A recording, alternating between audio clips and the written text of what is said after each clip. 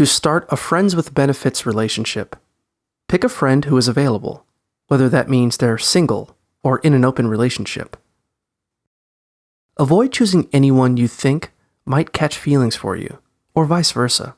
If possible, choose someone who's already had experience with casual hookups. Flirt with the person and see how they respond. If they seem into it, let them know that you're interested in having some no-strings-attached fun with them. If they're okay with having an FWB relationship, have an honest chat about your boundaries and expectations. For example, you might make it a rule that you'll only hook up a certain number of times per week, so you don't start to get too attached.